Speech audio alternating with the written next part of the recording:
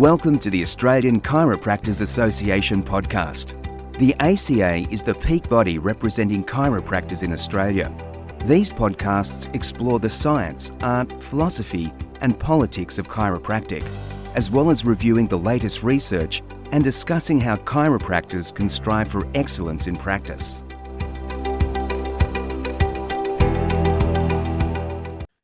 Welcome to the Australian Chiropractors Association National Podcast. I'm your podcast host, Dr Kim Lie Jom. I'd like to begin our podcast by respectfully acknowledging the traditional custodians of the land on which we record this podcast and pay our respects to the elders past and present. We recognise and honour their ongoing connection to land, waters, culture and community. We extend that respect to all Aboriginal and Torres Strait Islander people listening today. In today's episode, we're shining a spotlight on National Rural Health Month 2025. This year's theme is all about strengthening rural communities and improving access to quality healthcare. That's something that resonates deeply with our chiropractic profession. And today, I'm joined by Dr Bridie Cullinane. She's a chiropractor who lives and works in the regional area of Australia. She'll be sharing her experiences, the unique challenges and rewards of rural practice, and how they're helping their communities stay healthy, active, and connected. We'll also talk about the role the Australian Chiropractic Association plays in supporting rural practitioners through advocacy, resources, and community initiatives. And so whether you're practicing in the city, the country, or somewhere in between, this will be an episode that's worth listening to. But without further ado, what I'd like to do is I'd like to introduce our guest, Dr. Bridie Cullinane. Like many other regional rural health practitioners, Dr. Bridie grew up in the region, specifically the far northern New South Wales. She graduated from RMIT in 2002 and has spent time working in suburbia or the suburbia of Melbourne, as well as in cities and rural locations in Australia, Ireland and the UK. She was the 2005 Telstra Young Businesswoman of the Year in Victoria. She spent some time living and studying Spanish in Havana, Cuba. In 2012, Bridie returned to Australia and moved back to her hometown, opening a practice just outside of Lismore. She has the experience of helping her community following Australia's largest natural disaster being that of the 2022 floods. She currently serves on the ACA Aboriginal Torres Strait Islander Rural and Regional Practitioner Committee. The committee advocates for unique health care needs of regional and rural Australians. Hi, Bridie. Welcome to the podcast. Thank you, Kim. Thanks for having me. No, thank you for joining us. We're really excited because, as I mentioned at the start, it is National Rural Health Month, and so we're really excited to highlight that. But at the same time, I think it's probably a big factor that a lot of our regional chiropractors probably don't get a lot of spotlight. And often when you guys have to do seminars, you guys all have to traipse into the major metro areas just to do a seminar, get your CPD points done. So we love it. I mean, I've worked in regional areas and when I first started, and so I know what it's like, and I love the regional areas and what you guys do. So we're going to really try and talk a lot about that. But this is on the back of a report that was done this year in 2025. It's titled "The Forgotten Health Spend: A Report on the Expenditure Deficit in Rural Australia." So we might touch on that to begin with, and then we'll talk about a bit more of your experience. I mean, you have a wealth of information, knowledge and experience, because obviously you've graduated a little while ago and as a result have had many years of experience, not only just in the metro area, but firstly, congratulations on being a Young Businesswoman of the Year award. That was fantastic, but also being a chiropractor in regional areas. So we're going to touch on all facets. So let's get the bigger picture first. Maybe tell us a bit about what you understand the Forgotten Health Report to be. Yeah, so thank you for sending that through as well. And I was aware of that report from my position with the ARRPN Committee, which of course Excellent. is the regional and rural chiropractors and the importance of regional health as well. So I think it showed that on average, that 8.9 billion works out to about 1,100 less that the government spends per capita on people in regional or rural area, as opposed to their city counterparts when it comes to health. So being a chiropractor, as soon as I look at this figure, I think, okay, well, what does that mean and what does it make up? And obviously, regional and rural Australia takes in like huge different and diverse communities. And obviously, like very remote communities have very different challenges or healthcare landscape to what I'm in a regional centre as well. But from our perspective, I guess, in my regional centre, when we look at, okay, well, what does that $1,100 mean, or what does it look like, or why might that be the deficit as well? I think from our perspective, a lot of the patients that we see, particularly referred through GPs, may be people who, through lack of availability of specialists or really long waiting lists, may be sent to us rather than being skipped over and sent straight to specialists. And so sometimes that means that our scope of practice can be really broadened. And it's one of the things that I love about working in a regional area, that we get the opportunity to look at some really complex cases, both walk-ins and self-referrals, as well as from other practitioners in the community. So I would expect that at least a little bit of that $1,100 comes from us being just really great value for money. And by us, I mean like allied health, particularly chiropractic care, in which we have this amazing training and ability to really assess people and treat people in a really wide range of health conditions. And our per visit rate that the government would be paying under Medicare would be $61.25, as opposed to what they may pay for a specialist or, you know, a lot of extra imaging as well. So in that, I think that, yes, there are definitely ways in which the decrease in expenditure could mean poorer health outcomes for regional and rural Australians, but there are times where it may mean that that person could have a better health outcome as well, in that they are cared for conservatively, their health and well-being has benefited, and they may not have required intervention or surgery as well. Yeah, so you've mentioned quite a few things there, and I think that's a lot of stuff that I think is worth coming back to and highlighting. First and foremost is I do agree wholeheartedly about the various types of cases that you come across in regional, because obviously you're exposed to a lot more people on a regular basis.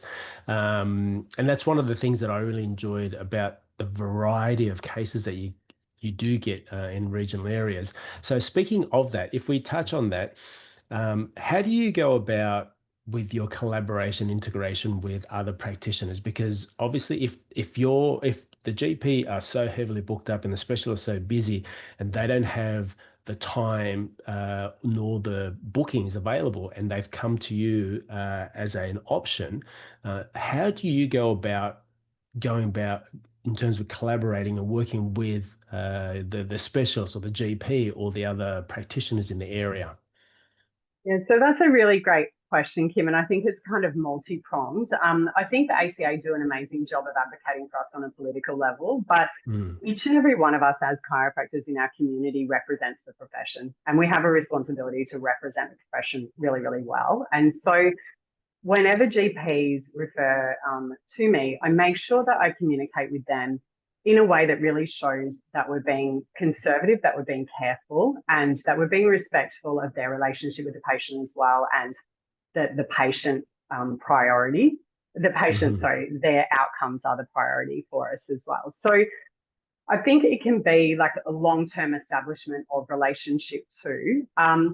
In cases even where sometimes, and I've certainly had GPs refer cases to me where they may refer them through and say, I think this person has carpal tunnel, and I'll assess them and say, actually, I think they have spinal cord compression around C4-5, and this person needs an urgent neurosurgeon referral. And so it's important for them to see that when there are cases where someone does need urgent referral onto a neurosurgeon or something like that, and we've identified it, that we don't make them look like idiots, or we don't kind of take anything away from them, that we actually deal with that really sensitively with the patient and say, this is great that your GP sent you here. I'm going to write a letter back and I'm going to explain that I think this is what you require. In cases where it might be kind of borderline, whether someone may need any further surgical intervention, and these cases are pretty rare. Like most cases, bread and butter, we're going to be able to look after them and they're not going to be needing any kind of referral. But in cases where they may need referral, if it's appropriate, we'll also offer to continue to care for that patient in the meantime. And if they do have really great outcomes in the meantime, then we can certainly communicate that back to the GP as well. And that's really often the case. And it's nice for them to see that. So I think it's establishing trust. It's being respectful. I always kind of harp back to that thing that Brian Kelly used to say, that chiropractors we might have a reputation for not playing well with others. And I've taken that like as a kind of personal thing to break that down, because I think that there's a lot more to be gained for us by really working collaboratively within our community and putting the patient needs first always. And we do that really well as chiropractors. I think we're naturally really amiable people. Yeah, I couldn't agree more. And I love the fact that also not only just that Forgotten Health Spend report, but also the ACA really endorses that multidisciplinary community-based care. And I think if we keep that in mind, the win-win occurs mainly for the patient, but at the same time, gaining respect between two professions on a regular basis, which obviously would then encourage more cross referrals.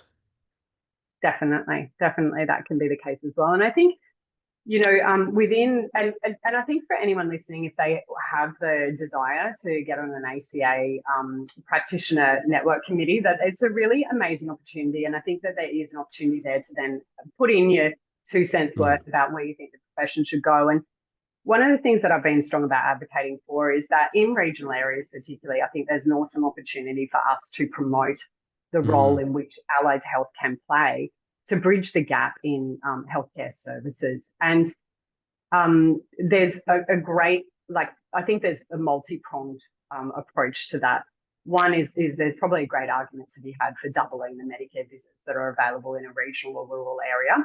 And I think that that's something that we can continue to push for. And certainly, I would love to continue to push for that. But secondly, I think just advocating for better use of what's already available to us. Like GPs can refer every patient for 5 visits under Medicare every year. And that's really underutilized. And I think that even within our own community, by collaborating with different practitioners, we certainly have an opportunity to see that better utilized as well. Yeah, no, I totally agree. And I know that, if I can shorten it, such a long committee name, but ARRPN Committee have obviously noted that a lot of the regional chiropractors, either like yourself, grew up in the area and then have moved back into the area.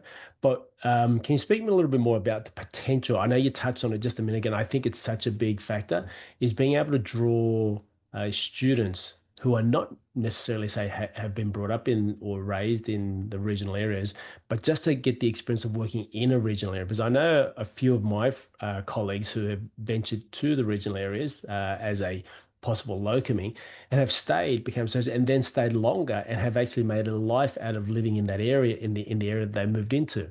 What are some of the things that I think we could highlight as both as an association, but also from your own personal experience, that will draw more future students towards the regional areas? Yeah, well, I think it's important to quickly mention, and I know that Oliver Croke's going to speak about this in more detail, and he's definitely a lot more across it than I am, about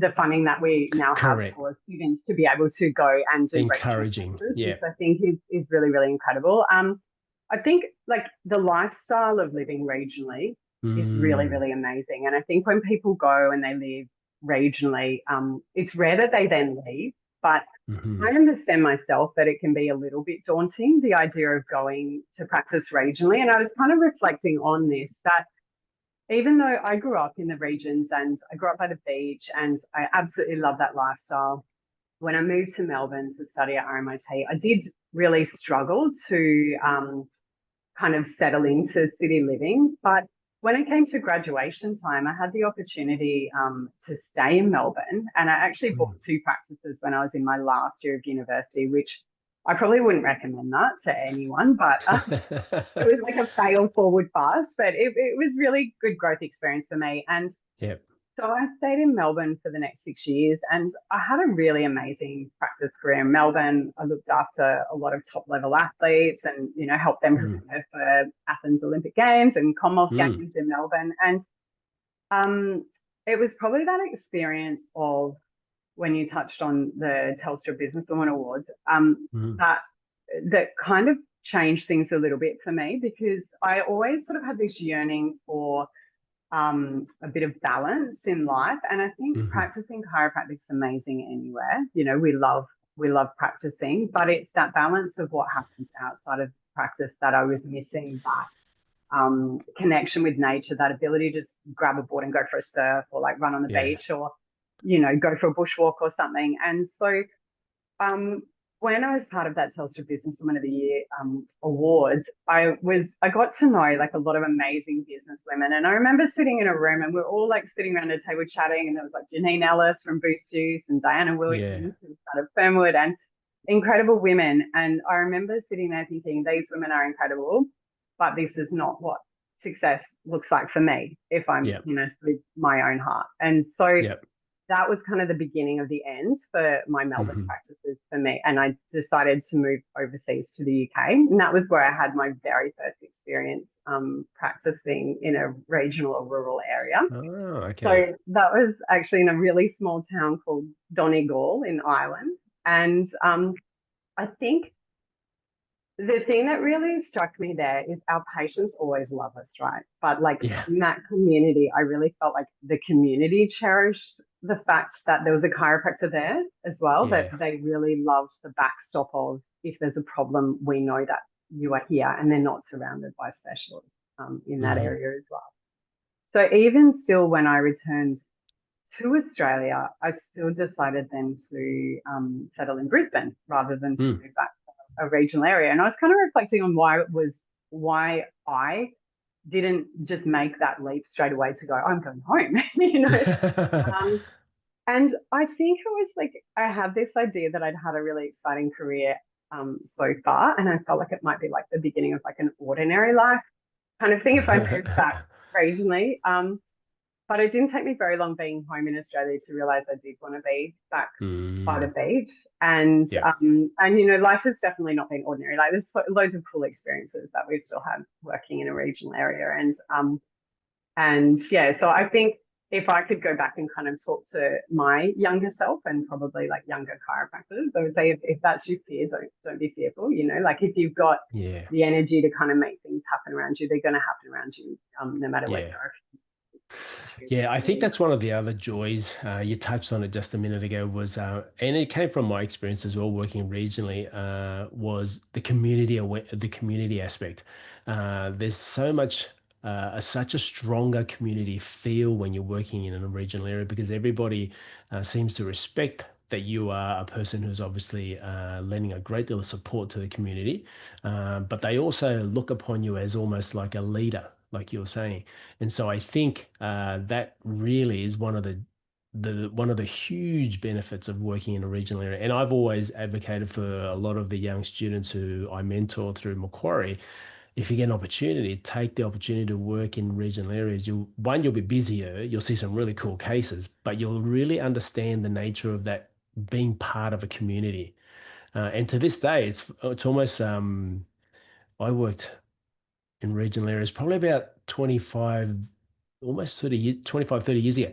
And I literally still keep in touch with some of those wonderful patients who I looked after in those regional areas. And last week on Saturday, I just had a phone call from one of them who rang me for my birthday, and she was talking to me and giving me an update, and we were giving each other an update. That's close to 30 years ago. So that community feel is tremendous, and I really encourage a lot of young chiropractors to get out there and to be part of that. And Absolutely. you know, and you can develop, whether you stay or not, and you do go elsewhere, you'll have the understanding of how to build a community, that sort of tribe that you want to have in amongst your chiropractic fraternity. So, yeah, I couldn't agree more. And it's such a wonderful feeling. I still hold one of my best experiences being working in the regional area as well.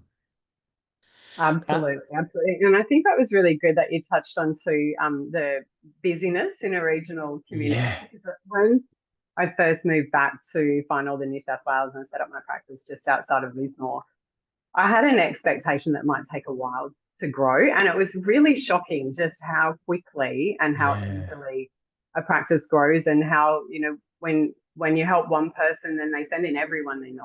And of course, everyone in the community is so connected, they're going to tell the butcher and the baker and everyone else. And so I think it's quite easy to establish yourself Yeah. quite quickly, just in an easy and authentic way. Yeah, I couldn't agree more. And I always advocate for that and sort of give that understanding to the students, because often the biggest thing is they still feel like they're still learning when they walk out of uni. You Mm-hmm. know, they're adjusting skills. And I said the only way you're going to get better at your history taking, your examination, your adjusting skills is to see more people. There's this Mm-hmm. notion that just because you see many more people, that means you're, doing something unjust. In actual fact, you're becoming a greater service to your community and you're honing your skills. You just can't get better if you're not seeing anybody, It's like riding a bike. If you don't have a bike, you can't ride the bike any quicker. So yeah, so Absolutely. I love it, and I'm glad that we are spending the time to highlight that. Now, the Yeah. other thing I wanted to talk about was research. Obviously, ACA supports research and government funding for all rural chiropractic services. What role do you see and you think evidence and advocacy play in elevating the profile of chiropractors within the rural health policies and the rural health landscape? Yeah, I think like that's a big question Yeah. within that. But I think, to break it down, like the changes that I've seen in advocacy for chiropractors and the professionalism of the profession is incredible. Like from when I Yeah. graduated up until now, so in 2002, that way back in 2002, I think if we were to have had a pandemic, and I know that some states had a different experience of this to what we did. Mm. Hmm. But if we were to have had a pandemic, I do not think that we would have practiced the whole way through that, let alone getting letters from the health minister saying, thank you for continuing to stay open. You have Yeah. increased the load on our public health system, Mm. So I think a lot of that comes down to the role that the ACA has played and just really, really hard work, hard, dry work behind the scenes Mm. of just kind of continuing to advocate for what chiropractors do. And certainly there's always more work to be done. And our vision for chiropractic is always bigger than where we're at right now, which is healthy for a profession. But I think that the ACA has done an amazing job of that too. I think that there's really great potential to collect research data from practicing practitioners. And I'd love to Mm. see that more and more research, even just learning a little bit more, particularly from rural health, those types of things that we're talking about, what kind of patients might see you with these particular health conditions, what did it cost for you to look after them, and what cost might have been if they went on for surgery, and just collecting a little Yeah. bit of a little bit more data around those types of things as well. Maybe a Mm. little bit with populations like seniors. When seniors come in with back pain, what percentage of them said this was the reason they stopped exercising or something like Mm. that. And Mm. that's kind of like, we have a lot of data in the very experienced and even new practitioners within our profession and the patients that they see. Yeah, I think that what you touched on is really good too about research in terms of gathering data. PBRNs, like practice-based research, because the regional areas see so many more people and quite diverse. There's also the possibility of gaining information about how generally people in the rural areas might be living longer because of the fact that they are more physically active. If they run a farm or if they work a lot more in the outdoors, and all those sort of factors might come into place in terms of gathering data that might be useful for, practice-based research. Absolutely, absolutely. And I think often with the data that is collected, regional and rural areas can all get kind of lumped in together, which Mm. can kind of muddy the waters a lot in terms of getting a really good population snapshot. So obviously when we look at remote Aboriginal communities, there's some very specific health challenges that we have in those areas. And Hmm. they're not necessarily the same challenges as we have in other rural or regional areas. And so if we put those things together, we may just see poorer health outcomes in regional and rural areas. That Yeah, might not actually be a true snapshot of what's going on too. So, fair. there's a lot of government work to be done. There's probably work that we can do within a profession as well, maybe way above Mm. my pay grade. Definitely, definitely great discussion and great ideas to throw in Yeah. there as well. Now, we've mentioned community and how that's such a large part in regional and rural areas and the community involvement. I know you would have had experience, and you mentioned, and as mentioned in your bio, being part of the community when there's a natural disaster. Mhm. Can you share your experience with the listeners about being a chiropractor and during these times, an important role that you play as a leader in the community based on the fact that there was a natural disaster either happening during or after? Yeah, so I guess it's a fairly big story, and to give listeners a little bit of background about what Lismore is like. I know that most people would be aware in 2020, so we had devastating floods in the Northern Rivers region. It was the biggest natural disaster in Australian history. Probably had the opportunity to also be the biggest death toll from a natural disaster in Australia's history. But Lismore is kind of where I practice is like we used to call it the wok when I was at school because it's like a bowl and then it's kind of higher on the edges. And where my practice is, it's in a higher location. So Lismore does flood. It's flooded always, and usually the topping out of those floods is about 12.5 meters above sea level, and Wow. the flood in 2022 went to 14.8 meters. So Wow. that's a lot higher than anyone ever thought or knew that floods could go. And so the morning of the flood, the first kind of tip off that I had that things were really serious is my old CA actually called me, and she'd just been rescued from a house downtown Lismore. And she's like the calmest person you would ever meet. And she was like, Bridie, this is really bad. Like a lot of people are going to die. This is really, really bad. And then on the radio, they started saying, if people have boats or flotation devices, can you bring it to Lismore? We need help. And that was because the SES and Triple O was like completely overwhelmed. So Flooded. Yeah. Mm. there were about 400 people that got out with boats, and the whole day, like Facebook was just like a disaster unfolding. Like people just saying they were trapped in their roofs on roofs, Yeah. with kids. Please, someone come and help me, save me, la la. So we definitely thought that the death toll would be huge, and people Hmm. were talking about refrigerated trucks being sent up to Lismore, just really, really bad situation. Everyone was kind of prepared for that. And so um, luckily, and not to make light of that, 4 people died, but like it was just absolutely incredible that it was 4 and not 4,000, like just the most incredible community effort ever. So the day after the floods, because I live about half an hour from Lismore, I live on the coast, and the day after the floods, I was able to get into Lismore. And so I just rocked up at one of the evacuation centres with my portable table, and I just said, I'm a chiropractor. Mm. If I can help, is there somewhere I can set up my table? Like, I don't need a very big space. Just if I can help at all, can I do that? And they said, go and talk to the medical centre inside. So I went in, and it Mm. was one of my patients was running that, and she just had a look, which I saw a lot, like in that week, was just, thank God you're here, like we need your help. And so Mm. I set up a table, and then she was just sending like everyone who had musculoskeletal injuries, and I swear I Mm. saw more broken ribs in that day than I have in Oh. my entire practice career. Like it was incredible. And the amazing thing was they got so much better with adjusting as well, like not manual adjusting, but Yeah, yeah. with treatment, it made a really big difference. And then one of my other CAs was with me, and we said, oh, let's go and just open the practice. We'll just send everyone texts and say, we're thinking of you. If you want to come up for an adjustment, just come on in. We didn't say we're not going to charge you, but we didn't charge anyone because a lot of people didn't even have wallets or anything like that. Yeah, That yeah, they had literally no one expected the water to go that high. No one had stuff that they'd put above that level. And if they had put it above the water level, it had been flooded anyway. And so yeah.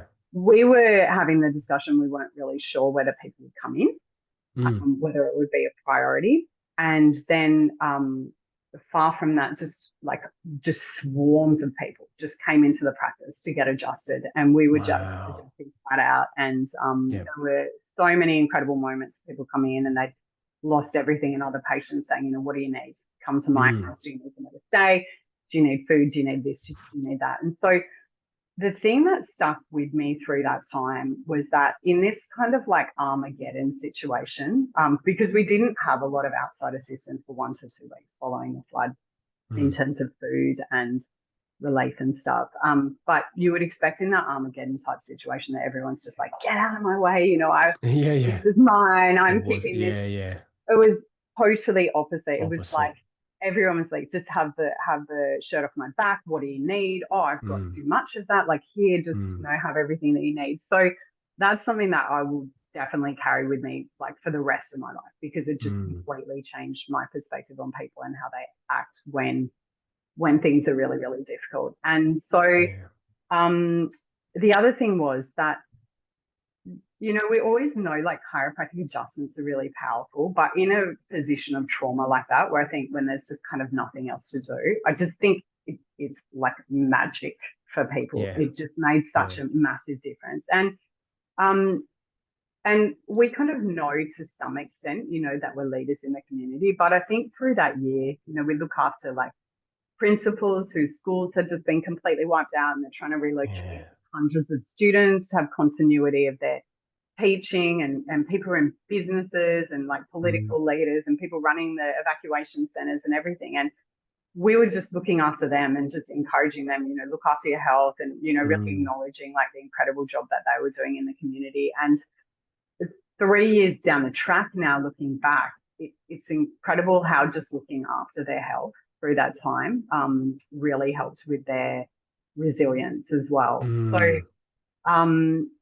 so that was a really huge time for our community, and I think that it has created just a shift that I don't know that, and it's not to make light of the trauma that is there and the difficulties that some people are still facing in the community. Like definitely we're still recovering, but I think that there's really this sense of community and camaraderie that will be here forever as a result. Forever. Yeah, I did notice that same effect when they had the bushfires and the fires down south. And I know that a lot of chiropractors had ventured down there to provide support and support for the workers, the SES workers, the people who are putting out the fires, the firefighters. There's a lot of those people who, put their hand up to help the communities, but at the same time, who was helping the workers and helping the helpers. And so I think what you said there is one, inspirational, but at the same time, so mandatory when you're there looking after not only just those who have survived, but also those who are helping the survivors.